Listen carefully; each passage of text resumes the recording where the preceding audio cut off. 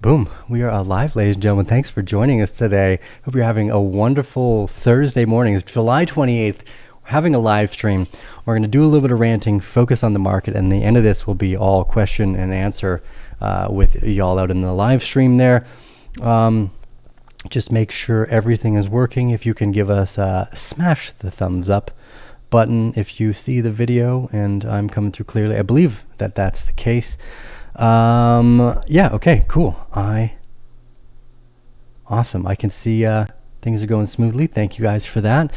Okay, so what we're going to do, we're going to dive in and we're going to take a look at the markets. Now, apparently, the best way to avoid a recession is just to change the definition. So hats off to the U.S. government for pursuing George Orwell's newspeak on a constant basis. If there's ever a problem that they have, they're just going to change the term of a definition. So far this year, the last 2 years, we've seen the term of a vaccine change. We've seen the term of a recession change. We're seeing the change of what a man or a woman is. They're pretty damn good at this point. Anyways, I don't want to get into anything political, but if you need to change what a recession looks like, apparently, ladies and gentlemen, you just change the fucking terminology. And here we are. This is Bitcoin. You should be able to see Bitcoin on the chart at the moment. Yes. Okay, so we've been following this horizontal trading range. For those of you that are new to the channel, we love following the Wyckoff schematics.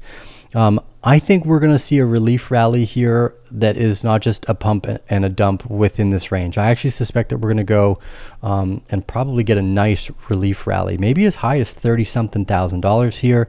If we look at the daily, I'll kind of give a pinpoint as to why I believe that might be the case. There's a nice round of resistance right up here at 29,000. And I think it's likely we're going to bump into that $29,000 to $30,000 area. Now, the big question is that the end of the bear market? Are we starting a bull market? Now, I was pretty strongly convicted that we were going to see something very similar to the S&P 500 back in 2000, where what you end up getting is a quick return and a bounce above the box. So I think we're going to go to around $29,000. I think we're going to fill this gap on the right-hand side of the VPVR here. We may come down. Again, there's reason to believe that we could go to $10,000 to $12,000. So one of the things I like to do is just stay consistent. And it's one of the things we recommend. Don't go to the gym and try to get jacked in one day. Don't make investments all at once. It's usually not a healthy, productive sentiment. It's easier to take your time and build conviction. A lot of people call this dollar cost averaging. There's a few other ways to effectively do this, but ultimately the best investments are done through time, and then that way you know what you're getting. I see so many people are like, oh, I took out a $500,000 mortgage on my house and invested it all into Bitcoin at 50 grand. Well, that was just fucking stupid because you knew nothing about the market and you gave yourself no time to build conviction. A huge majority of your investment should come from learning and understanding, security. Why is this valuable? How does it work? Those you want to know before you're making huge investments, and that comes through time. You're not going to pick up a guitar and learn how to play it today. So why invest like that? It's better to make day over day kind of small steps into what you're understanding and invest based off that. And what you get is a much better price point. This is true from so many functions effectively. So the easiest way to build conviction is to just be patient. So I think we're going to get a run up to around $29,000 here and then probably fill this gap. Now, what happens after we fill this gap? We've gotten rid of most of the people who were highly leveraged. Celsius, Three Arrows Capital, Nexo. There's a fucking shit ton of people who got wiped out on this market. If you're still here, congratulations, ladies and gentlemen. You've done amazing. You've actually outlasted some of the best. One of the most important things is just to not blow your shit up and get taken out of the market.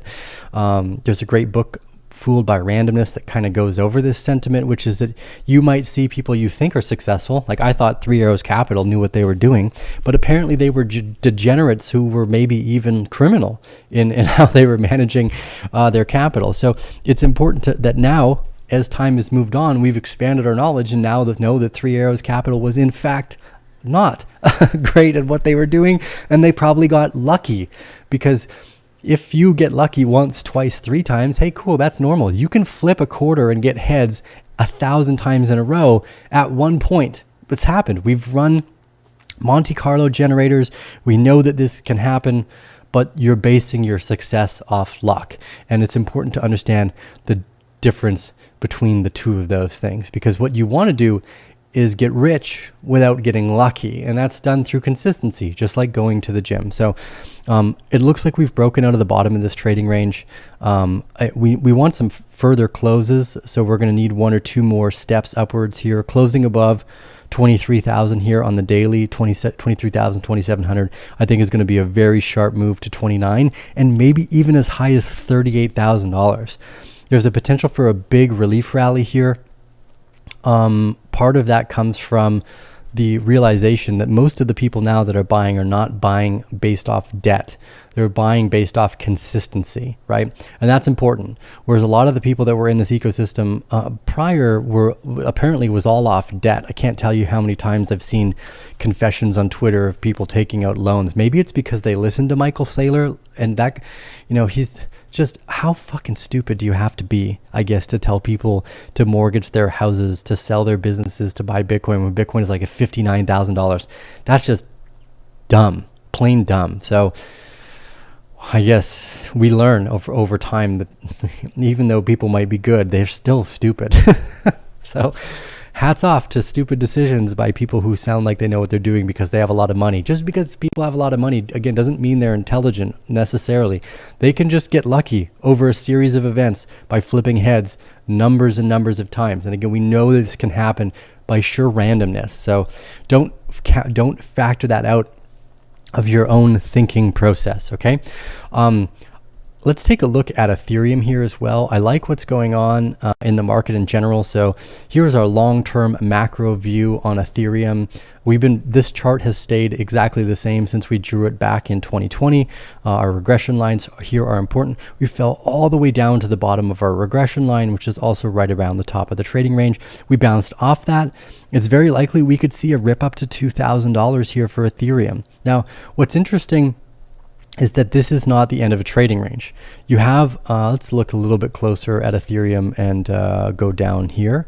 So the first kind of sentiment that we were going to get a bullish movement was from this bottom trading range that I've drawn here, this little one. So this is a nice little accumulation range. It's moved up, it's had its SOS, it's had its backup phase, and it's likely going to have a run. It could go as high as $2,700. You could have a serious move come out of Ethereum over the next few days. Now, again, the question is this a bull trap, and will we come back down afterwards? Look, it's very likely, but what's interesting is that, to me, this looks like our selling climax and our automatic rally. So chances are what we get is a trading range that builds through this area here. This is my guess right now. And people are going to be like, oh, it dumped back down to $1,100. Poop-de-doop. See, Ethereum's fucking dead. I told you guys not to invest in crypto because blah, blah, blah. And this is what happens. The market does this on purpose. It's really fucking good at getting rid of stupid people that don't have a strategy. Now, look, hats off to stupid people. Where would we be without them? Maybe in a much better society. I'm not sure, but they're funny to watch. I don't know how many fail videos I've watched where I'm like, God, these people are ridiculous. Like, how did they think this was a good idea? Anyway, so we get lots of comedic laughs from that group of people. So hats off to them for making us laugh. Important here, though, again, I think we're going to see a much larger trading range develop. And this is what we saw with Ethereum back here too, right? So let's take a look at the previous bull market. Again, you had your first this big selling punch with a huge run up, right? So we might be in this first run up where we actually come even lower for Ethereum. Like maybe Ethereum comes down to $300 here. And instead of this bigger trading range, boom, boom, boom, boom, boom, boom. Let's get rid of this drawing. Okay, well, that didn't help at all. Let's get rid of this and this and this. Okay, so here we could have something very similar. We see a big run up, maybe as high as $2,500 before we come back down to $300 and then form a larger trading range down in this area, right? Now, there's a few reasons, again, to believe that might not be the case, but those are my two largest sentiments. We're either going to have a larger trading range that develops between $1,100 and $2,500, or we're going to just rip up to around 2,000 and then come back all the way down to 400 and then form a trading range between $400 to $1,000, which is in the potential.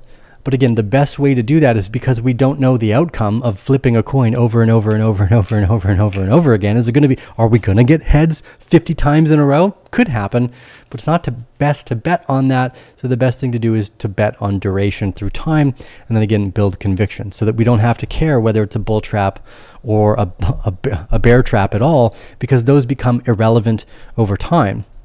Here, what we were looking for, again, why we were so excited. If you go back and watch my videos, pretty much starting in March of 2020 when the pandemic started, this beautiful trading range that you see right here was awesome. And this area here, we were screaming long because it was obvious. We just had a multiple year accumulation range come into place before we blew up. So a lot of what we're going to be looking for now is building that long-term accumulation range here. Now, I have speculation, at least for Bitcoin and maybe for other areas of this sector, that we get a shorter duration of that now, because there's hundreds of billions of dollars sitting on the sideline that was not here in 2017. The amount of hedge funds or venture capital funds that have opened in this sector now are just orders of magnitude larger than we ever had in 2017. So there's reason to believe that we may see the start of this accumulation range here. And this might actually be the selling climax that was down here. So normally we're looking for primary support and selling climax. So it could be that $1,000 is primary support and that the selling climax brings us down as low as $500. Again, with all the macro headwinds that are taking place, the attacks on energy, the attacks on food, and the attacks on basic general intelligence through news speak. I don't know where that leads to, but geez, if you read Orwell's 1984, it's a pretty disgusting future that might be on the curve right there. So ultimately, what happens next is unimportant if you follow a good strategy.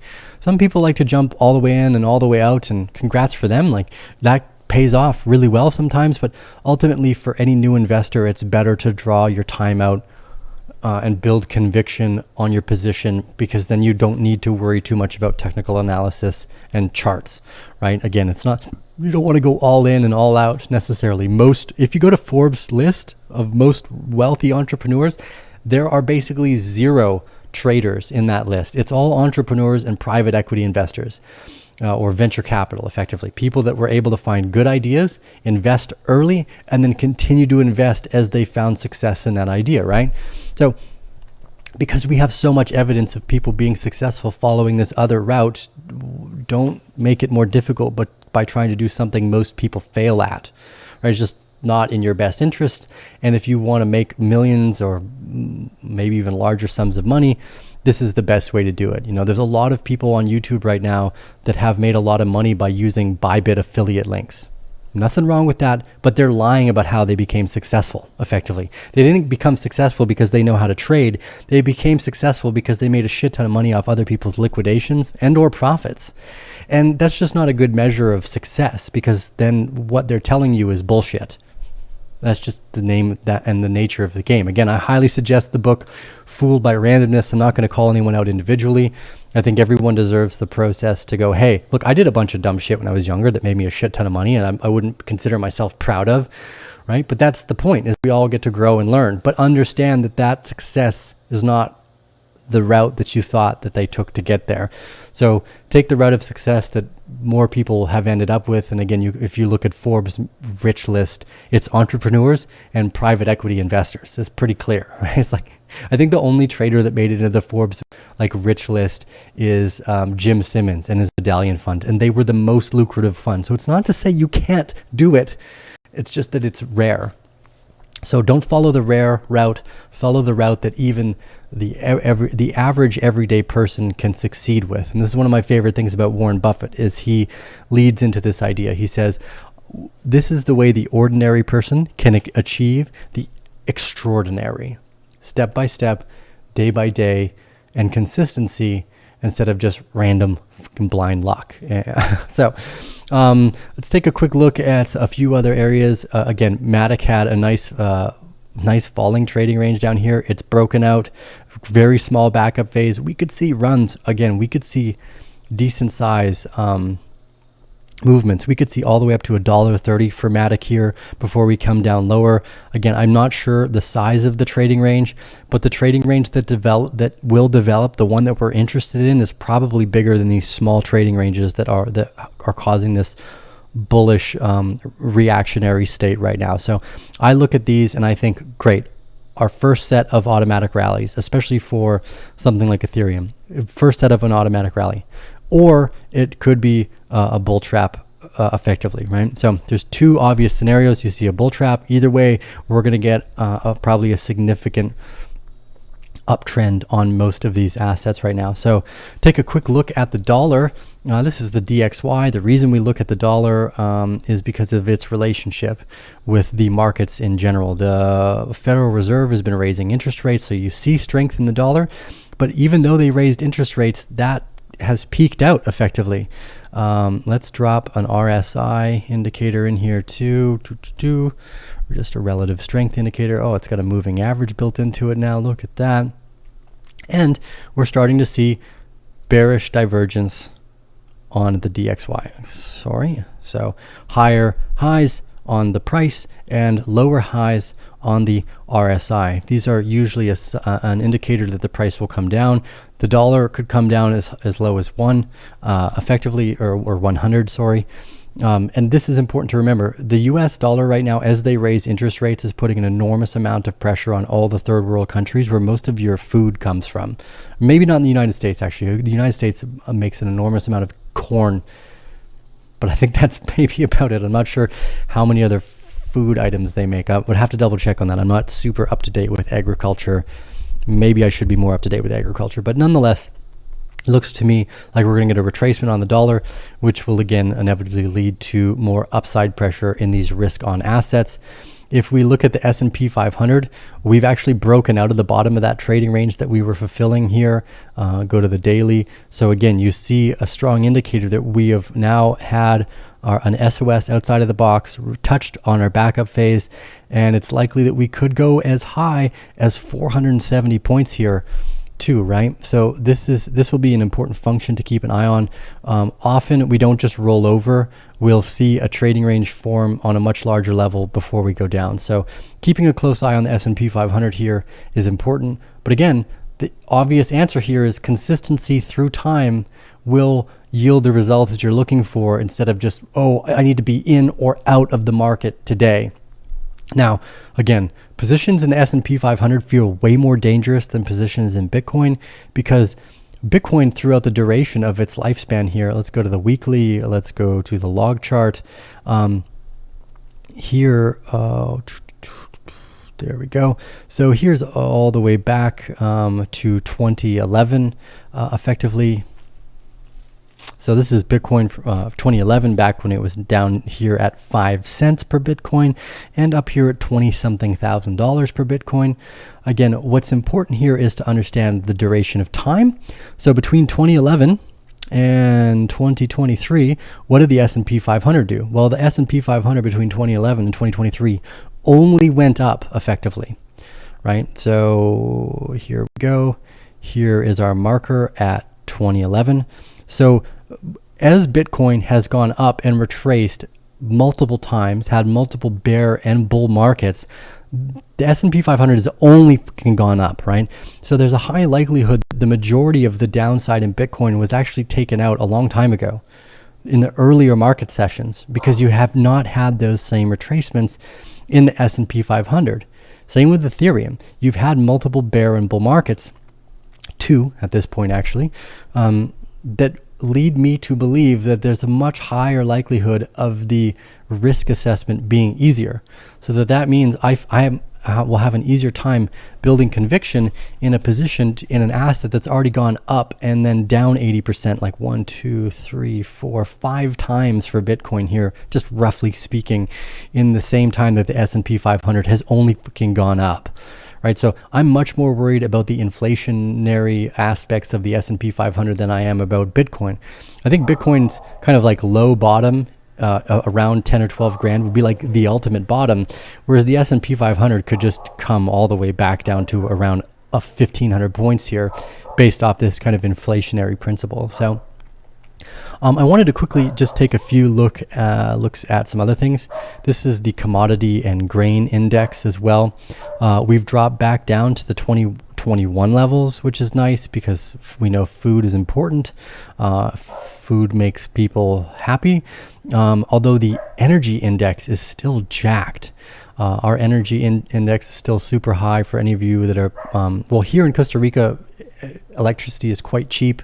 We are 90% renewable, which is mostly hydro dams. So energy here is pretty consistent. We don't need oil or coal or liquid natural gas. It's fucking warm here. There's no one trying to heat their houses, just air conditioners. So the energy prices in Costa Rica are fairly stable, but around the world, that's not the case.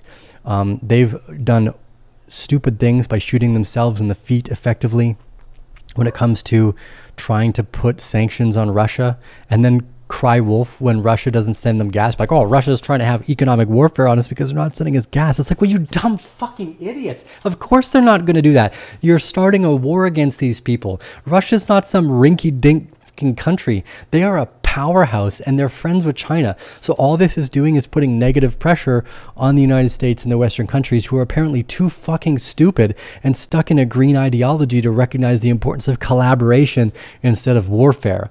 It's much smarter to have collaboration than it is warfare. Now, you could go, oh, Theo, you don't really care about the people in Ukraine. Well, no, I don't. I don't actually really care because it's not my job to care about people's stupidity and choices. Like the United States has done the same thing. They bombed Afghanistan and Yemen, or sorry, maybe not Yemen, but Iraq, Iran. Like the United States is guilty of an equal number of war crimes and no one's fucking with them. So part of me doesn't care because the same problem exists. You're dealing with megalomaniac dictators, whether it's a fucking Joe Biden who's a moron and will just do stupid things like, oh, people at the gas station just reduce the price of fuel. What the fuck are you talking about? Do you not know how an economic system works? You can't just tell people at the pump to make the gas cheaper, you dumb idiot. Like, so when you see the level of idiocracy that's taking place, whether it's in Russia or the United States, like, well, this is the same problem. It's stupidity at a high level. So I don't care about either side of the war there because it doesn't interest me. I think it's both fucking retarded. Okay, so we'll go on with this. One more thought here. Oh yes, oil again reduced a little bit of price back down to around 100. This is largely a conversation of understanding that the supply chain is kinked and there's only ever so much oil, and we're now off peak oil maybe since about 2018, so we're only ever going to see a decrease in supply. And if you have the same demand, you're going to see a continual price increase, even if they try to tell people, hey, can't charge more. So again, what happens is you have governments like the United States that are like, oh, we'll give away our reserves. Well, that's stupid too. We'll just tell people to reduce the price. Well, then the people go to business and then effectively it gets more expensive anyways. So we're in a very dire situation because the people that are controlling the countries are fucking dumb. And what happens is now they've basically coddled an entire generation of people who are equally as stupid, who would go, yeah. Okay, so we're in a really bad macro economic situation, but we could solve it by just having more intelligent people that understand how economy and collaboration actually benefits everyone instead of warfare. That's a whole nother conversation I'm probably not that well equipped to get into. Okay, so I'm going to leave the last little bit of the show today to chat with you guys. Again, we could see a nice rebound here. Like we could jump all the way up to $30,000 to $40,000 for Bitcoin pretty easily, $2,500 for Ethereum. I do suspect we'll come back down and build a trading range. So again, there's no need to rush in or out of positions. If you want to trade, if you like doing that, you do that. But again, if you look at Forbes list, it's not made up of traders. It's made up of long-term serial investors or serial entrepreneurs. That's about it. So how do ordinary people become extraordinary? By generally following one of those two paths, create an extraordinary amount of value to the community through a company, or by investing early in a company that will produce that extraordinary amount of value to the people in that community. Okay. That's it for my early rant today. I'm going to take a look at some of your guys' thoughts and questions. Okay, let's roll up. JR De says, should the stupid people long or short right now? Again, I don't suggest trading. Longs would have been smarter when we were near building the trading range. If you were to build a position, and effectively, you can use shorting to hedge positions that you are hold, especially in a volatile area. We'll try to go more over that. I was hoping that options would be a bit more readily available when Bitcoin was up near its high, because they're a great way to run insurance. Like, more than shorting or longs, options are like insurance, and you can pay month over month to have options that expire way out of the money. And if you're right, and if you get these like cataclysmic drops or growth, you can still make an enormous amount of money, but only have put X amount of dollars on the line to get that back. And that's kind of how insurance works. You pay X amount of dollars every month hoping your house doesn't burn down, but in the event that it did burn down, you're covered. So options are probably the best way to hedge bets, but they were just not readily available at the top of the market. FTX had some, but they were very small market based. You couldn't get great prices on the options that were out there. So sadly, we didn't have the best way to hedge the markets when we were near the top. You can do it with shorting as well. It costs a shit ton more, although they do have some functions now in FTX that are great. Anyways, not your keys, not your coins. So there are downsides to playing with sovereign technology that you give someone else the capability to hold. But again, a kind of a different conversation. Tino Troll says, I think the only good thing the U.S. doing right now is the CHIPS Act. I don't know much about that. What's crypto without a little bit of radicalization? Yes, tons of fun. DJ Wisdom says, I appreciate your steadiness, Tio. Keep telling them. Thank you for that. Santander Broke says, how long do you see the trading range lasting, or what would you like to see in terms of a time of trading range? The longer the trading range takes to form, the better. So if we take a look at Bitcoin right now, and we go back a little closer here, let's go to the daily. I think we're in a long-term trading range, and I think it's an accumulation range. So this is the sentiment that I've been kicking around for the last few months, and I still think stands strong. This to me looks like a reaccumulation range. That's what it looks like. Now, let's go to arcanebear.com. There's Twitter. If you haven't followed me on Twitter yet, follow me on Twitter. Arcanebear.com. Am I logged in? I'm not logged in right now, so this is not going to work. Okay. I'm going to have to give you my face for a second. I'm going to have to log into Arcane Bear.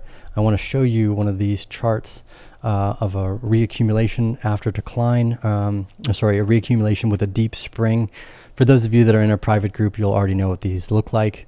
But this is what I think we're about to see, which is basically a dip down and then a jump back into the trading range. Now, I could be wrong here, but this is a crisis asset. Every time I've seen this asset do well, it's when people start to recognize that they do not own the money that are in the banks. Tanks around banks in China is another great signal for, hey, you don't own your fucking assets anymore.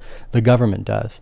And the more people realize that, the more valuable things like Bitcoin become, is because the asset, its value, is really based off its utility more than just its price, at least if you understand why Bitcoin's valuable. So if you sign up to arcanebear.com, we don't have that dip on here. I thought the reaccumulation schematics were stronger. One sec, reaccumulation schematics. If we can't find it here, we'll find it on Google really quickly. I thought we had drawn that one up. Oh, here we go. Yes, it's been a while since we've looked at these. Okay, yeah, so here, this is a reaccumulation schematic. I think this one here by Roman Bogmazov, who's drawn this one up. This spring that comes down below the trading range, I think is where we're at. I think we're having a dip below the trading range. There's a few different ways to draw this. I wonder if there's any other ones that are drawn up here. I've seen them with much deeper springs drawn before on the reaccumulation schematics. So you can find all this for free too as well. We just have our own personalized Arcane Bear stuff. I'm not seeing the one that I thought we would find more quickly, but nonetheless, the important part here is we often see reaccumulation schematics where we have a deep spring right at this point, and if we jump above. So if we jump above and close above $30,000, Jesus Christ, this bull market is not done. And this is just a larger reaccumulation schematic. So this is kind of like a hyper important part. If we, let's find my drawing tool here.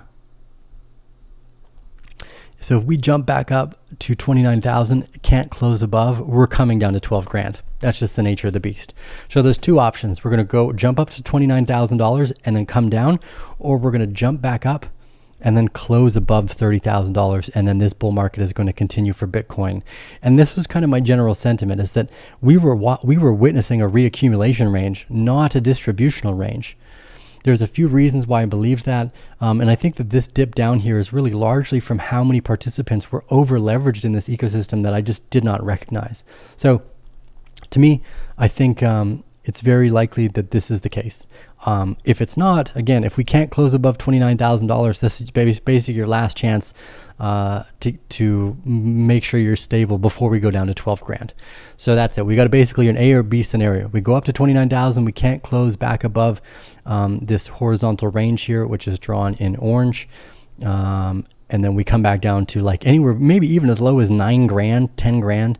But if we jump back above, we jump back above 32,000, we close here, we're going to be at 50 to 60 grand before people even know what's going on. And this is what I've been leading myself to think for the last little while, is that this is a reaccumulation range, something like this. I thought we wouldn't go this low. I thought, 20,000 was likely. I thought something like this for a dip of a spring. We did come again lower. I think that this was, again, due in fact that there's just so many people who were over leveraged in this ecosystem that I was not privy to.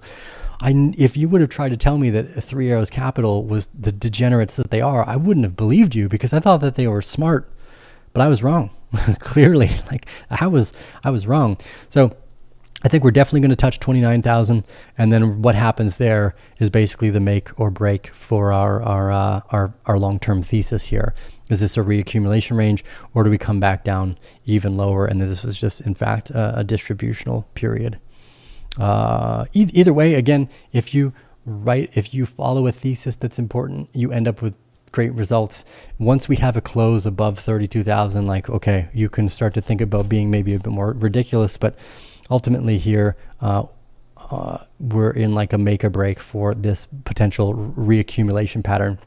If we cannot hold 29 grand, we're definitely coming down to 12. But that's it. That's my general thesis at the moment. I stand by it. Nothing's really changed.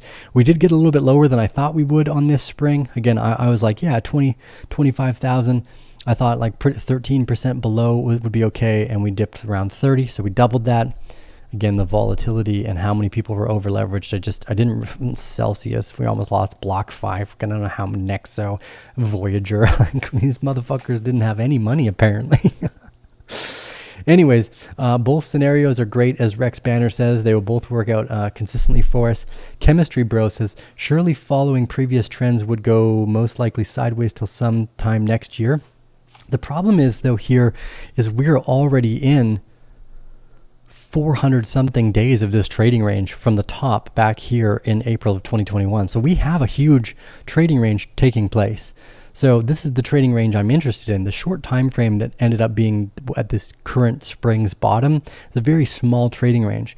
The big trading range I'm interested in is the one that we entered in this bull market and that started in April. But when we came back down, tested both of these tops. So we actually have a lot of time in the trading range already there. Mr. Chemistry Bro, sorry, I saw your name wrong there. So effectively, we could be on our way out of a bull market before we hit the halving anyways. But that's a different conversation. Let's wait till we get to this point before we make that next decision. Anyways, 188 people live online right now. Give us the thumbs up. I've been trying to do more content. And again, I am deeply, deeply interested in the Web3 play to earn and gaming sector. There are a lot of really undervalued assets. A lot of people probably don't understand how valuable gaming is just by itself, how big gaming is by itself. I think the on-ramp potential for identity, for governance, for tokenomics is going to excel so much faster in games than it ever did in the DeFi sector, that we've basically gone all in on games. So that's why we always have gaming conversations now with founders, basically nothing else, because I just have this inkling that that's going to be the case that really blows things up. Another few quick questions here before we dive off for the day. Santander says, you DCAing TO or waiting for the bigger dip? I'm making consistent entries. The company portfolio is acting a bit differently because we focus specifically on venture capital. We try to find early seed round investments and invest there. So the company has a different strategy than myself.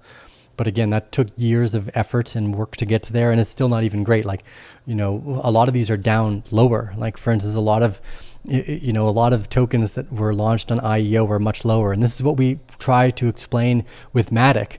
We got in on Matic on the IEO, watched it do a 3 to 4x, come down 80%, accumulate 80% lower than the original IEO price for like 2 or 3 years, and then do 100, almost 200x. So it's important to recognize that if you missed the IEO for something like it was a Star Atlas or Decimated or I guess Other Side, being patient is your best bet. So we're actually including some Other Side pieces of land. So our internal company, which is not my money, is acting differently than me. And I think this next time I'm just going to close out everything and give all my money to the company, because the company's smarter than I am. Like, the group of people I work with is much better at this than I am. And it's better to have board decisions. That way if we're wrong, we're all wrong together. It just feels easier. So that's a different sentiment. So we have two scenarios there. As a company, as a private venture portfolio, we're acting a bit differently. Although we are making consistent dollar cost average investments, our main interest is to try to find early companies and advise and make seed or private round investments. And you think to yourself, well, I might not be capable of do that. Well, again, with Matic, even the private and early seed rounds, we came back below that. So what the most unique aspect about this sector is that you get the opportunity to play with venture capital, even if you weren't in the private seed or IEO rounds. I think this is just a profound experience that most people do not recognize how valuable that return can be for them too. So be patient, build that. It's still the same thesis. How you manage that, again, is a little bit different. So again, from a corporate standpoint, we're looking at it a bit differently. But anyways, that's a different point. So hopefully that helped answer that question. Tino Troll says, definitely agree with you about the GameFi. How do you feel about YGG? I think following your gut is the best choice, because I was wrong about a bunch of things. I was also right about a bunch of things. So following your gut, your intuition, and the things that you think are the most interesting. If you think YGG is super interesting, that's the route you go, regardless of what some person on YouTube thinks. And that's the best advice I can give, is that when you make your own decisions based off intuition or research, you're going to come up with the best results, even if you fail, because then it was your choice and why you made that choice, and then you can adjust that choice based off how you came to that conclusion. Yes. Okay.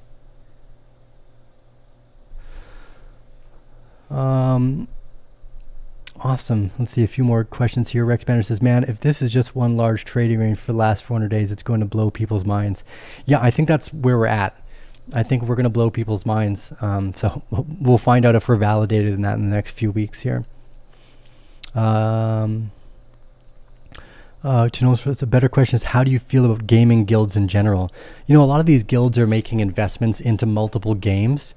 So this is kind of maybe a way to make broad spectrum investments into a bunch of games, because then what you do, like for instance, we invested in Avocado Guild, and Avocado Guild owns a bunch of assets, Merit Circle, Rainmaker. They own and are also making active investments into the gaming sector. So the guilds might be a good way to kind of make a broad spectrum investment into the gaming sector. So we do like the guilds. I think that they're almost like an index for some of the games potentially. So maybe looking at the guilds as an index for games and game players is smart. So we like the guild idea as well. I hope that answers the question. Chemistry was to check out your feed at some point. Solana project, Discord, Snapchat. We'll take a look. Appreciate that, Tio. Thanks for answering the question. I love your content. Well, thank you for being so supportive as well.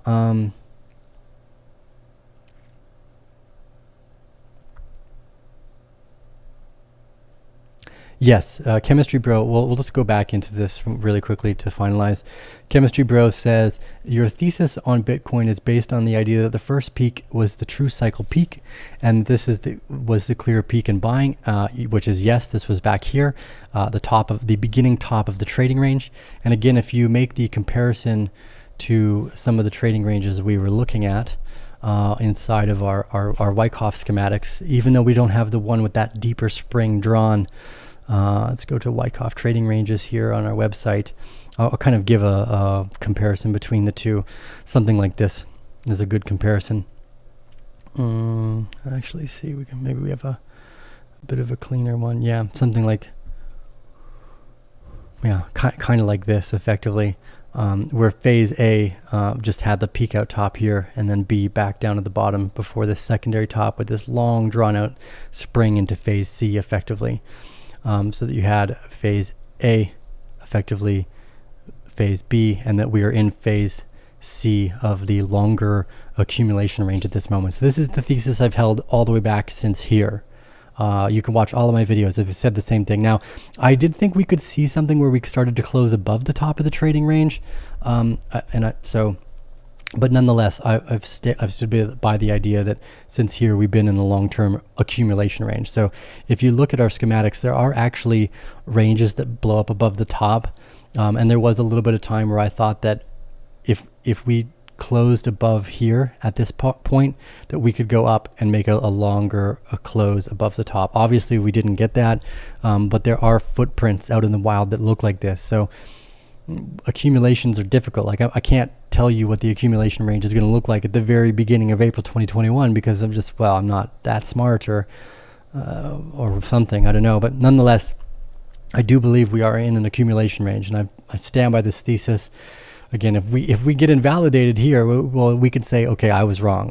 We're going to wait because I haven't been invalidated yet. But if we do, don't worry, I'll own up to it. But it's going to happen in the next few weeks here. If we close below 30 and we come back down to 12, well, the TL was fucking wrong. But if we don't, if we come back close above 30 here and we continue our bull market, then I've been right this whole time. So again, what the accumulation schematic looks like is hard to tell in phase A. You would never really want to mix that up and know what's happening in phase A.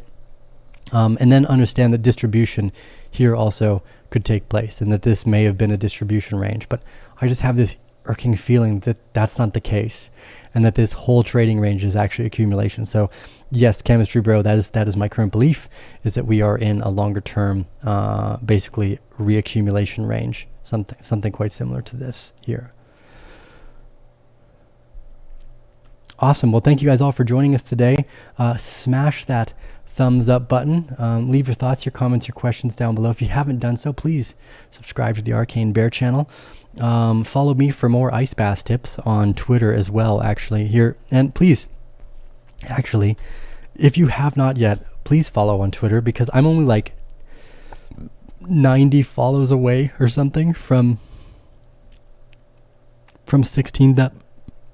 Yeah, we're only like 70 followers away from 16,000. So if there's 70 of you that have not followed me at Arcane Bear on Twitter, and you're on Twitter, go do so I can break another little cycle threshold for myself here. We like to post fun things. I did an ice bath this morning, fun stuff. I don't know. I make or if you want to see ridiculous photos like this, a picture of me choking out Janet Yellen by our graphics creator. Shout out to Charlie for this one. The shit cracked me up. We like to say funny stuff on Twitter. So anyways, follow me on Twitter if you haven't yet. Anyways, Tio with the Arcane Bear, thank you all for joining us today. I really appreciate your guys' support, and we will see you again on the next episode.